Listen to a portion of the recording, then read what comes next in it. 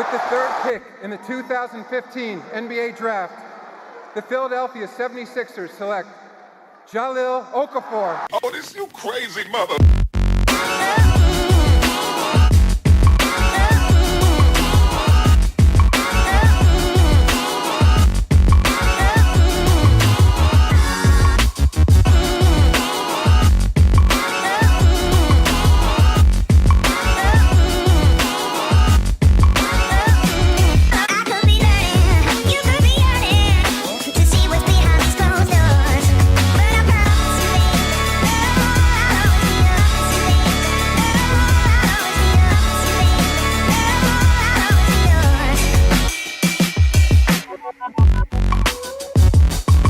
Hey guys, how's it going? My name is Process Rob Will, and welcome to today's video. So today, I wanted to talk about something a little different.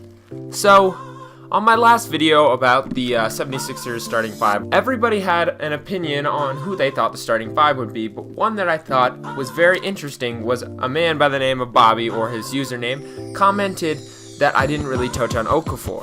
And now, I didn't think Okafor was that good, and that he wasn't nearly as good as Embiid, and he wasn't quick enough on his feet to really be that starting four. But as I read his comments more, I started to think, well, I should probably do some research on this. What we're going to be talking about today is why the 76ers have failed Jahlil Okafor, if they can save him, and where they should slot him if they do. So before we get started, I just want to bring up one simple fact, and that's at Duke, he won 87% of his games, and when he was drafted by the 76ers, he only won 12. This is the season where they went 10-72. Jahlil was asked to lose, and this obviously crushed him, and you could just see it in how much he's lost between his rookie and second years in the NBA. It's just ridiculous. Going from an 87% win team to a 12% win team and being asked to lose can really just kill a player and how they play in their fire. This is one of the reasons, and I think one of the most important reasons, why we have failed Jahlil. I know it was the process and everything, but being the only star on the team and not really having anybody else to sympathize with him, this really was kind of rough for him. Next up, we have a little player comparison. I think this is nice just to see who Jahlil kind of plays like, and I'm going to give you similar numbers. I'm going to try to ask you to guess which one of these is Jahlil's and which one of these is DeMarcus Cousins. So player A averages 14.1 points per game, 8.6 rebounds per game, 2.5 assists per game, 1 steal per game, 0.8 blocks per game. He shoots 43% from the field and 17% from three. Now player B averages 17.5 points per game, grabs 7 boards per game, averages 1.2 assists per game, gets 0.4 steals per game, averages 1.2 blocks per game. He shoots 51% from the field and 17% from three. Player B is Jahlil Okafor, and player A is DeMarcus Cousins. Now, I know these stat lines are like sort of similar, but when you really think about the play style of Jahlil Okafor and DeMarcus Cousins in their first years, you can really see the similarities. Now, Jahlil didn't really have anybody on his roster to pass with, but in DeMarcus Cousins' rookie year, though he didn't really have anybody either, I would argue that their roster was way better than the 10-72 Philadelphia 76ers, so it would be hard to get assists with subpar talent, so we can assume that those numbers would go up with a little bit better talent, but the points per game would go down, which is what separates Boogie from Jahlil. Also, if we look at the rebounding numbers, they are about the same as well. There's nothing really to talk about there. But Jahlil shoots 8% better than DeMarcus Cousins. This is a very important factor considering he played for 30 minutes rather than 28 minutes, so he played 2 more minutes than DeMarcus Cousins in his rookie year. And this is incredible to see as his efficiency is kept up. In DeMarcus Cousins' rookie year, he really couldn't shoot the 3 ball either. He shot 17%, which is the same as Okafor. Now this is good news, I guess, because DeMarcus Cousins now is around the high 30% when he shoots the 3 ball, which is extremely important. And this is why I believe Jahlil can't really succeed right now, is because he doesn't have a 3-point shot.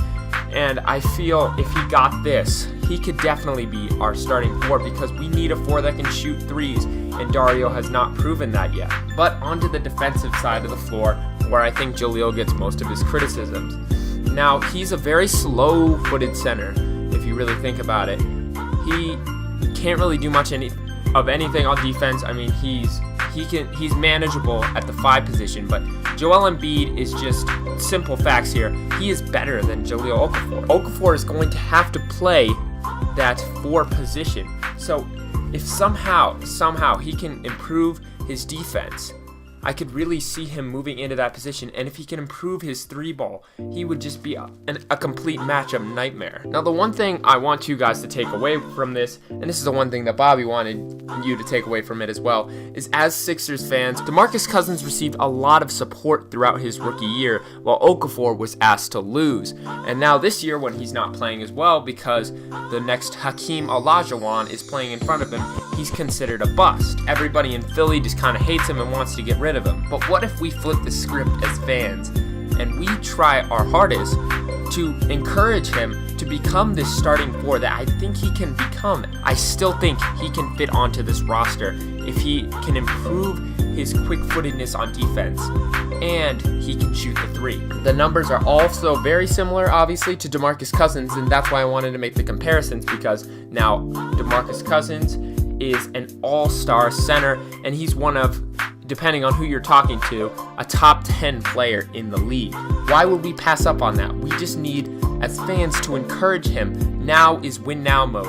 And especially this season. This is a season that Okafor gets to prove that he deserves a spot on this roster. This season sways whether he becomes the all-star center that we need him to be, or the all-star 4 or the all-star 5, it doesn't really matter. Or if we trade him away for different assets. Who's to say that he won't get traded in free agency? But I believe we'll hold on to him, and he'll be a valuable asset to our team if we keep encouraging him. He was one of the most sought-after players in college, and I think he still has a lot of that in him. So thank you guys so much for watching, and I gotta thank Bobby again for the video suggestion. I hope I did it right. I know you'll let me know in the comments. And if you guys want to suggest a video, I will do that. I'm always checking the comments, and if you suggest one, I'll most likely do that because, you know, this is kind of like a cause and effect relationship. Like, you guys give me ideas, and I do the videos. I mean, I'm nothing without you guys, so just give me suggestions. Let's see if this video can get to 3 likes, and yeah. Thank you guys so much for hanging out here and talking basketball with me, and have a great day.